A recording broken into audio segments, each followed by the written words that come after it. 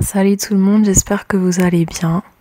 Que le Seigneur vous bénisse, vous garde, vous conduise par son esprit dans tout ce que vous faites.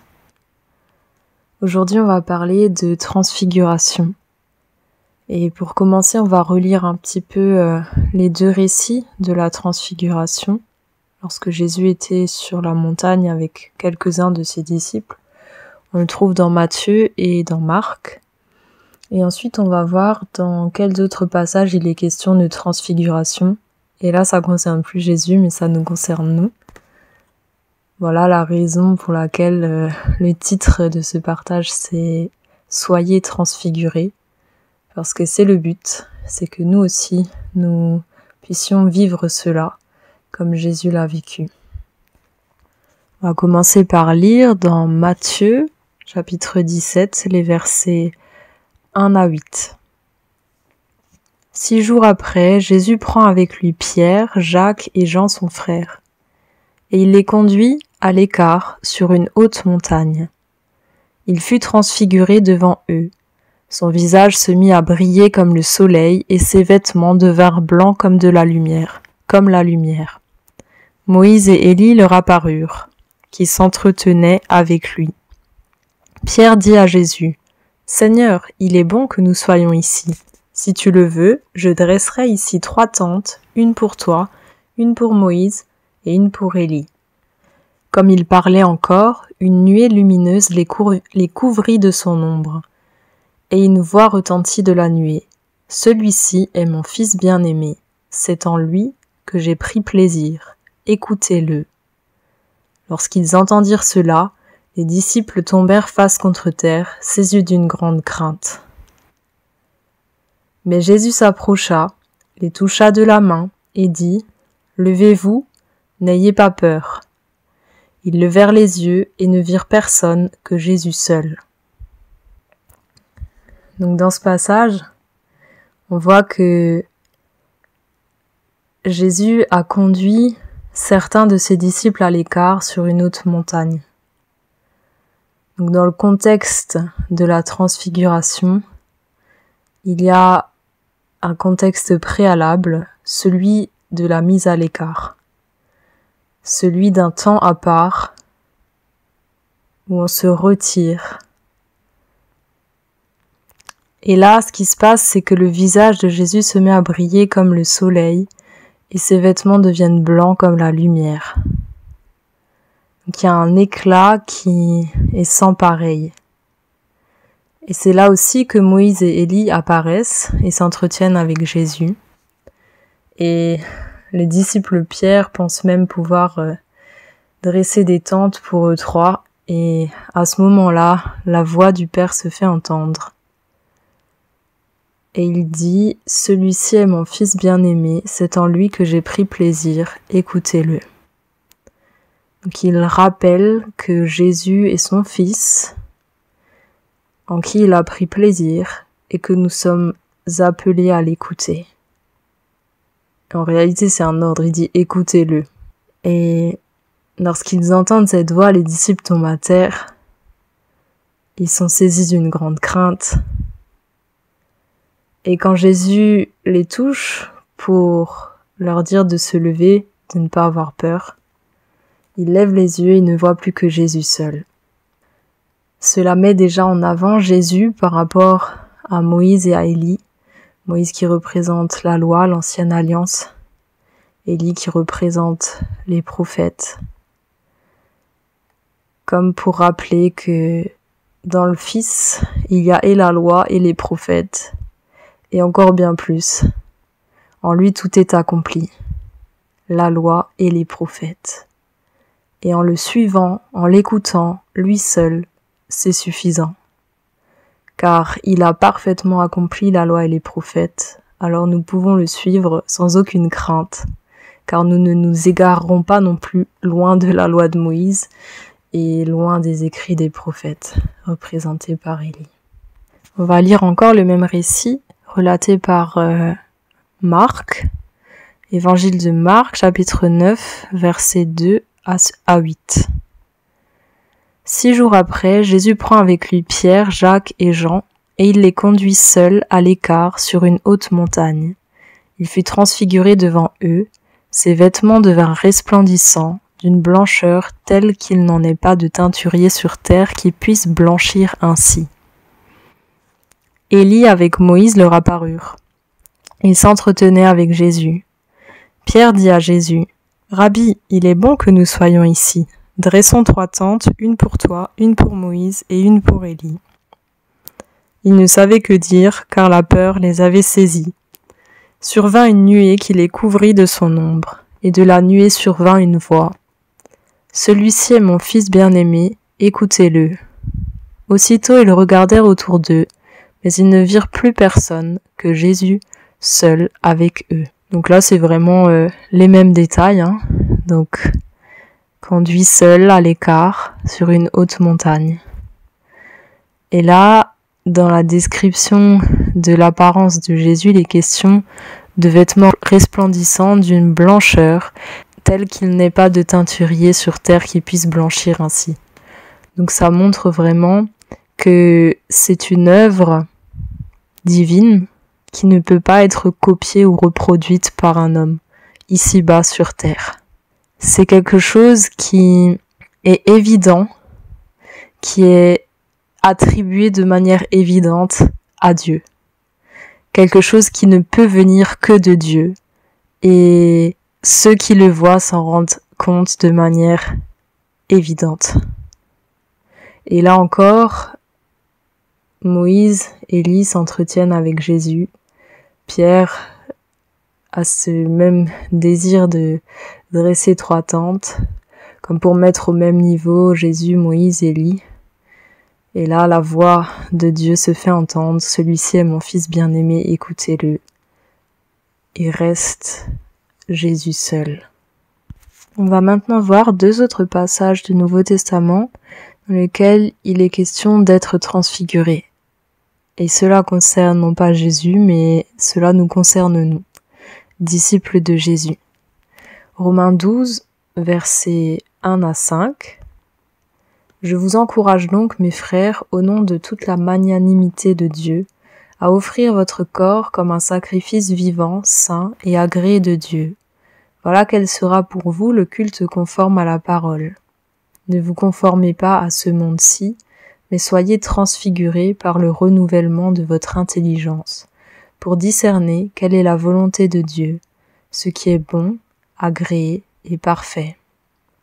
Par la grâce qui m'a été accordée, je dis à chacun d'entre vous de ne pas entretenir de prétentions excessives, mais de tendre à vivre avec pondération, chacun selon la mesure de la foi que Dieu lui a donnée en partage.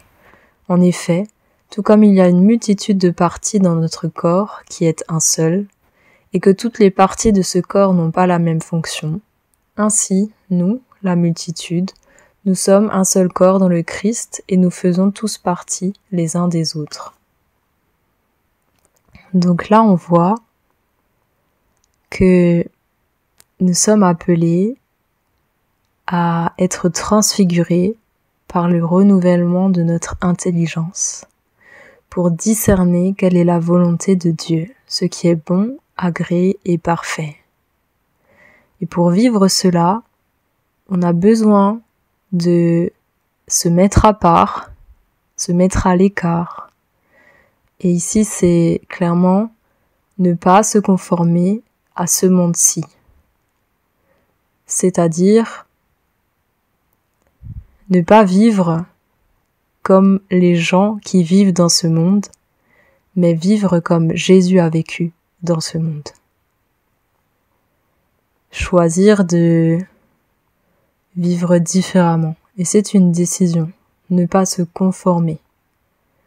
Ne pas reproduire bêtement ce qu'on voit, mais regarder à Jésus et être transfiguré par le renouvellement de notre intelligence, capable de discerner quelle est la volonté de Dieu, ce qui est bon, agréé et parfait, et par conséquent de faire la volonté de Dieu, parce qu'on discerne et on obéit.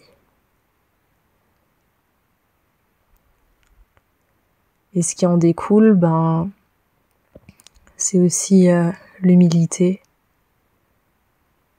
que chacun prenne sa place selon la mesure de la foi que Dieu lui a donnée en partage au sein du corps. Et aussi de se rappeler qu'on a besoin les uns des autres, qu'il y a un seul corps, une multitude de parties, et que chaque partie est utile et indispensable. 2 Corinthiens, chapitre 3, versets 1 à 18. Recommençons-nous à nous recommander nous-mêmes, ou bien aurions-nous besoin, comme quelques-uns, de lettres de recommandation pour vous, ou encore de vous? C'est vous qui êtes notre lettre, écrite dans notre cœur, connue et lue de tous. Il est manifeste que vous êtes une lettre du Christ confiée à notre ministère. Une lettre écrite non pas avec de l'encre, mais avec l'Esprit du Dieu vivant.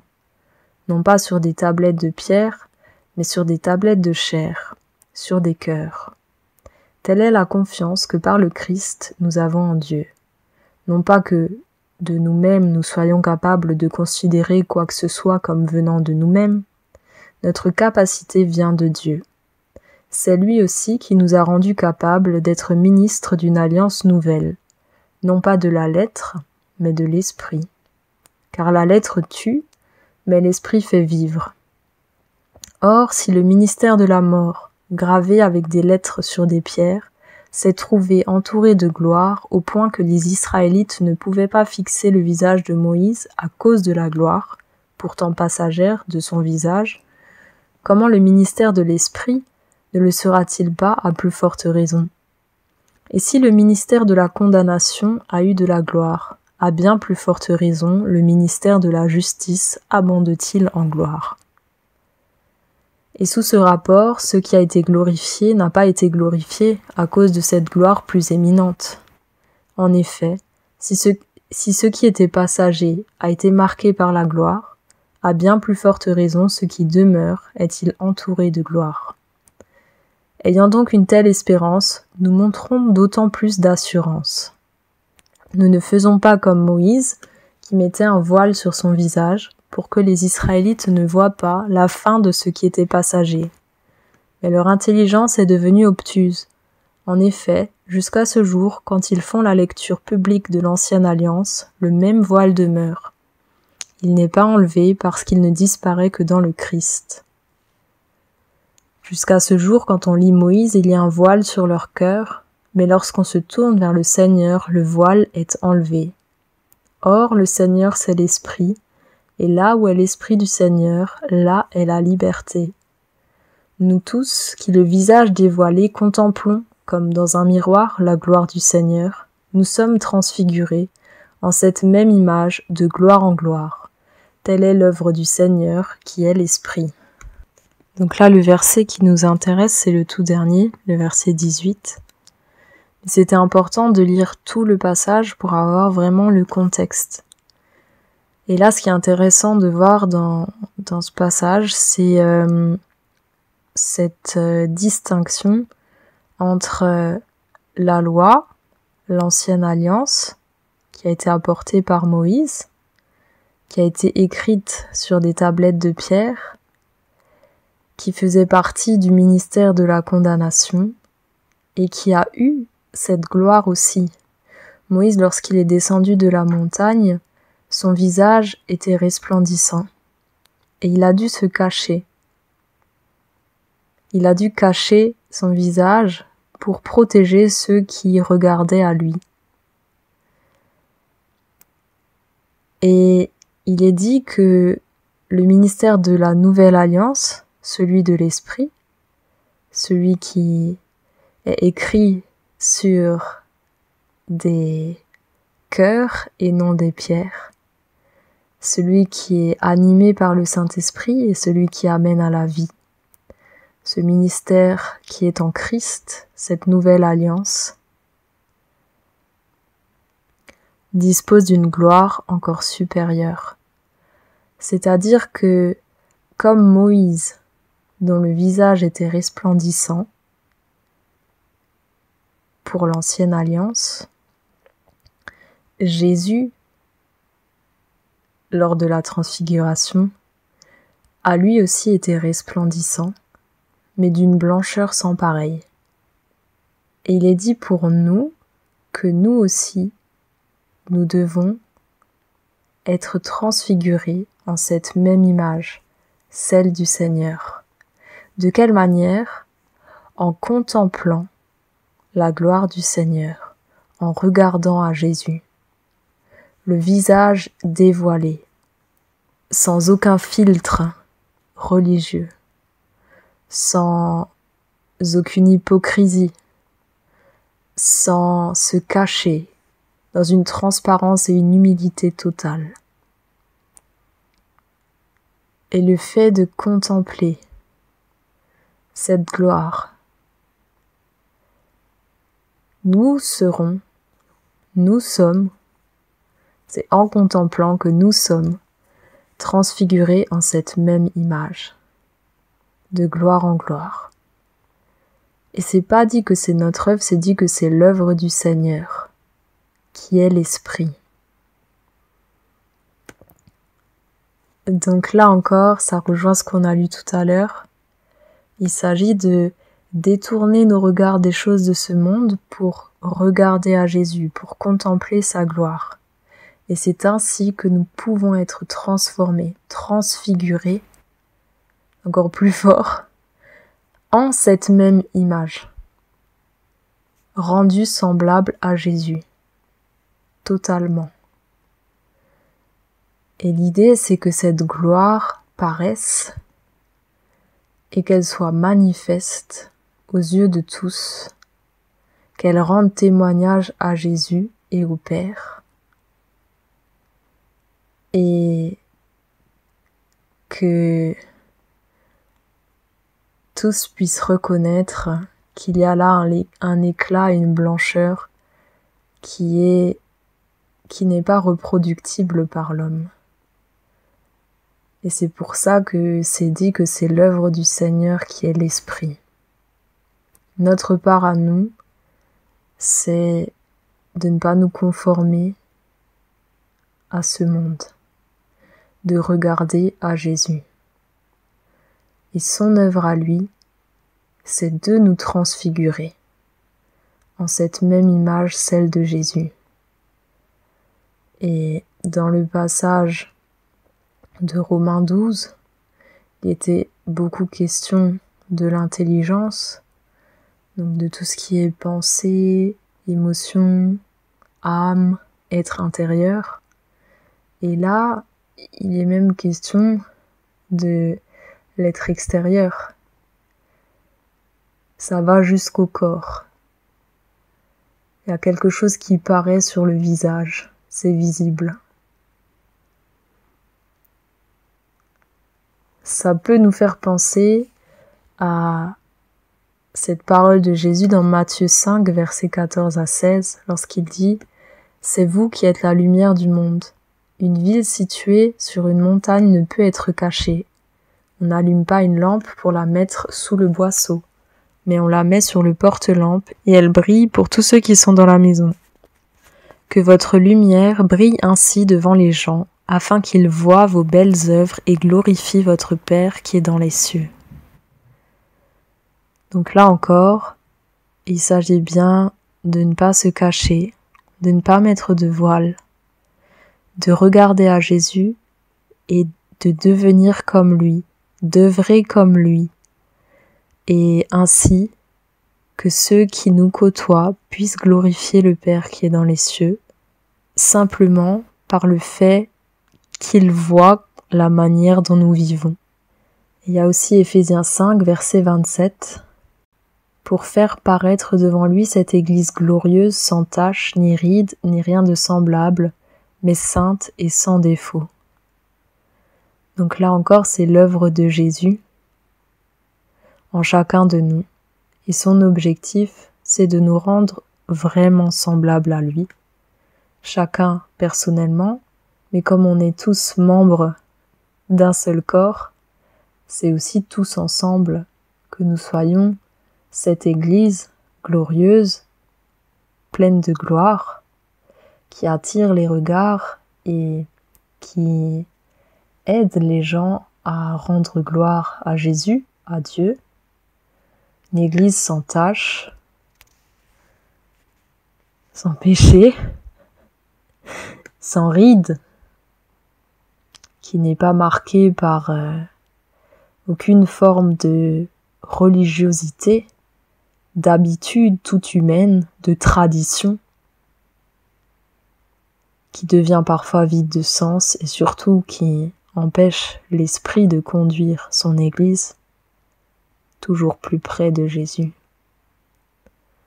Non, rien de semblable à tout cela, mais une Église sainte et sans défaut, parfaite. Il dit même, soyez parfaits comme je suis parfait. C'est un ordre encore. Alors pas de stress, hein. C'est en grande partie son œuvre en nous. Et on a une petite part à faire qui n'est pas négligeable. Il y a un sacrifice, il y a parfois de réelles souffrances à renoncer à différentes choses qui ne sont pas dans la volonté du Seigneur pour nous, qui ne sont pas bonnes pour nous, qui sont pratiquées dans ce monde, mais qui ne font pas partie des choses que Dieu réserve pour ceux qu'il aime. Il a bien mieux en réserve pour nous. C'est pour ça qu'il nous demande vraiment de nous offrir tout entier à lui. C'est pour ça qu'il dit, donc Romains 12, hein, je vous encourage donc mes frères au nom de toute la magnanimité de Dieu à offrir votre corps comme un sacrifice vivant, saint et agréé de Dieu. Et il dit offrez votre corps. Et si on réfléchit un peu, le corps c'est ce qu'il y a de plus difficile à offrir. Parce que notre cœur, on le donne facilement à Jésus. Il dit, Jésus, waouh, je reconnais combien tu m'as aimé, je te donne mon cœur, je te donne ma vie. Ok. Mais ton corps, si tu le donnes, le corps, c'est par là que on exerce nos 5 sens. C'est par là que on se nourrit, on boit, on bouge, on fait des choses, on dit des choses. Et le fait de donner son corps à Dieu, c'est vraiment de lui dire, mais je ne vis plus pour moi-même. Je te donne pas juste mon cœur, je te donne pas juste mon âme pour la vie après la mort, mais je te donne mon corps dès aujourd'hui. Parce que le corps, j'en aurai un nouveau dans les cieux, mais celui que j'ai actuellement, je te le donne et je te laisse dès aujourd'hui diriger ma vie totalement. Et non pas partiellement, mais complètement. Je te laisse inspirer mes choix, que ce soit au niveau professionnel, au niveau relationnel, au niveau de mes engagements, au niveau de mes activités, tout ce que je peux faire, au niveau de mes pensées, au niveau de mes paroles, ce que je vais dire, ce qui va sortir de ma bouche. Et là, c'est vraiment semblable à Jésus qui dit, même dans la souffrance, que ce soit pas ma volonté, mais la tienne, Père. Et aide-moi à traverser les souffrances que je devrais traverser pour demeurer dans ta volonté. Et que mon corps qui me fait ressentir les souffrances physiques ne m'empêche pas d'accomplir ce que tu as prévu que j'accomplisse pour ta gloire. Ici-bas, dans ce monde. Donc, c'est vraiment de se donner complètement. Et c'est ça ce qui est important pour être transfiguré, être transformé à l'image de Christ totalement. Si le don est partiel, la transformation ne sera que partielle. C'est pour ça qu'il nous encourage à nous donner totalement. Et la raison pour laquelle on peut le faire, c'est parce qu'il nous a aimés totalement. C'est ça, toute la magnanimité de Dieu, c'est un mot particulier, mais en tout cas, pour résumer, c'est tout l'amour de Dieu. L'amour parlé, mais l'amour aussi en action. Il a annoncé les choses et il a agi. Il nous a dit qu'il nous aimait et il nous a sauvés en donnant son Fils, Jésus. Et on va terminer avec 1 Thessaloniciens 5, versets 16 à 24. Réjouissez-vous toujours, priez continuellement, rendez grâce en toutes circonstances. Telle est à votre égard la volonté de Dieu en Jésus-Christ. N'éteignez pas l'esprit, ne méprisez pas les messages de prophètes. Examinez tout et retenez ce qui est bien. Abstenez-vous du mal sous toutes ses formes. Que le Dieu de la paix vous consacre lui-même tout entier. Que tout votre être, l'esprit, l'âme et le corps, soit gardé irréprochable pour l'avènement de notre Seigneur Jésus-Christ. Celui qui vous appelle est digne de confiance, c'est lui qui le fera. Ce passage résume bien cette méditation et nous donne aussi quelques détails supplémentaires sur notre sacrifice, ce que nous avons à donner à Dieu et sur son œuvre en nous. Et c'est vraiment une parfaite collaboration entre les deux. Notre part à nous, c'est de ne pas nous conformer à ce monde. De quelle manière ? Par exemple, au lieu de râler, on va se réjouir. Au lieu de se plaindre, on va demeurer dans la reconnaissance. En toutes circonstances. Dire merci à Dieu. Qu'elle soit favorable ou non, qu'on soit dans la joie ou dans la peine. Être reconnaissant en toutes circonstances. Prier continuellement. Parler à Dieu quotidiennement. Chaque jour, chaque heure. Le remercier, lui remettre ce qui nous pèse. Lui demander pardon lorsqu'on a fauté. Ne pas éteindre l'esprit. Donc ça, c'est le titre. Et concrètement, comment est-ce qu'on n'éteint pas l'esprit ? En accueillant les messages de prophètes. Ça veut dire en écoutant Dieu nous parler au travers de ceux qu'il a choisis pour nous parler. Et en écoutant aussi de manière active, c'est-à-dire en examinant ce que nous avons entendu et en faisant le tri, en gardant ce qui est bon et en rejetant ce qui n'est pas bon. Et de manière encore plus large, s'abstenir du mal sous toutes ses formes. Ça fait beaucoup de choses, mais en fait, c'est pas tant que ça, et c'est vraiment accessible. Chacun d'entre nous est capable de se réjouir, de parler à Dieu, de remercier Dieu en toutes circonstances. On en est vraiment capable. Mais il y a parfois des efforts à fournir dans certaines situations pour demeurer dans cette réjouissance, de demeurer dans cet esprit de prière, de demeurer dans cet esprit reconnaissant. D'avoir toujours ce cœur qui est ouvert, disposé à entendre Dieu nous parler, d'une manière ou d'une autre.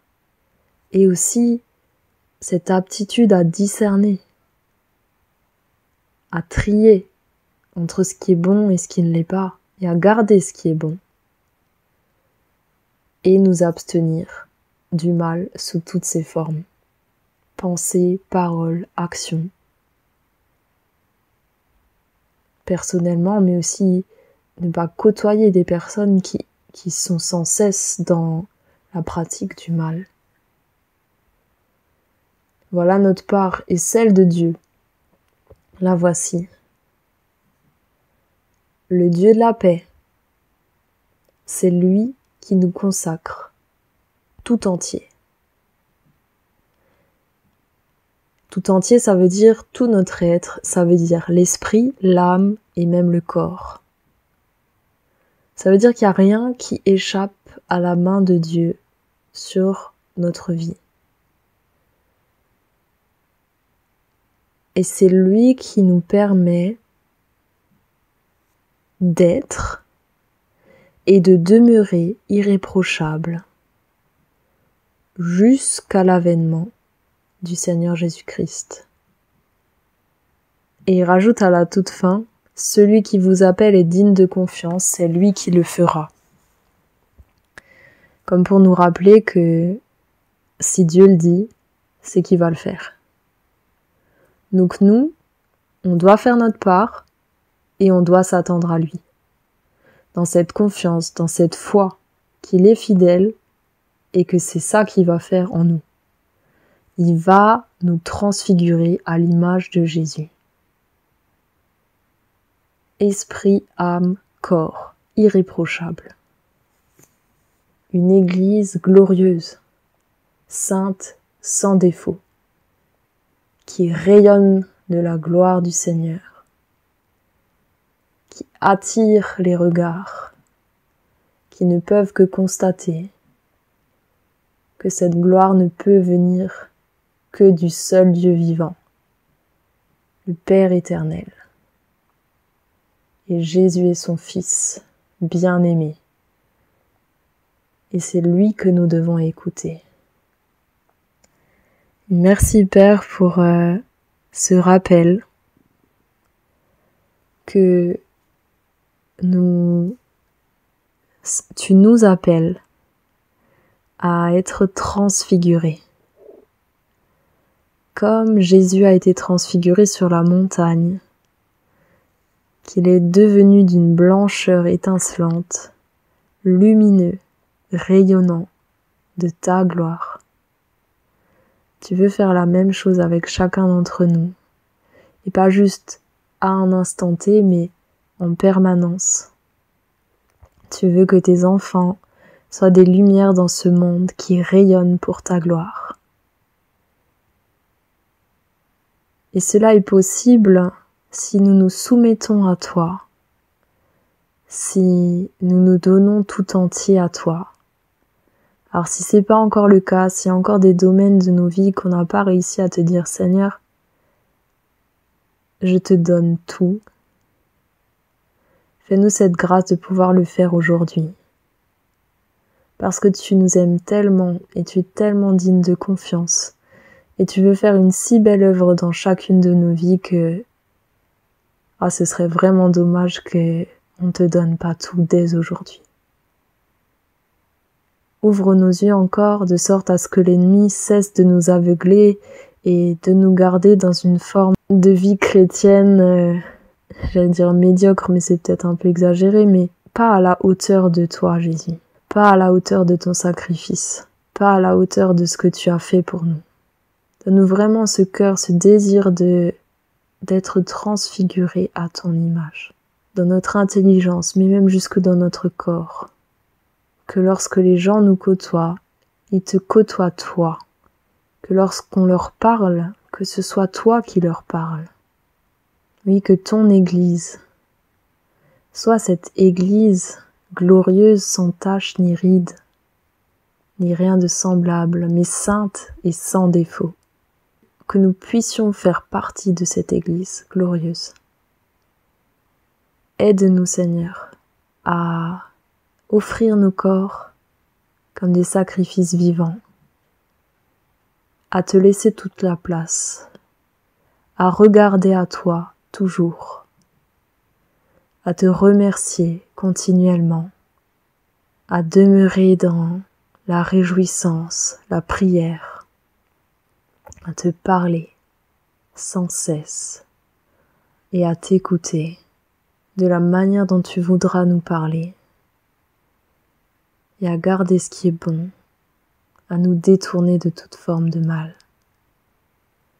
Oui, nous croyons que tu es déjà à l'œuvre, mais aide-nous à persévérer pour que ton œuvre puisse vraiment se poursuivre de gloire en gloire et qu'elle soit toujours plus belle, toujours plus à l'image de ce que tu as prévu. Cette perfection, cette pureté, cette beauté. Merci parce que c'est quelque chose qu'on ne peut pas faire. C'est ta signature à toi, Père. Et nous te remercions pour cela, pour ta fidélité. Merci. Pour cette confiance qu'on peut placer en toi. Merci. Amen.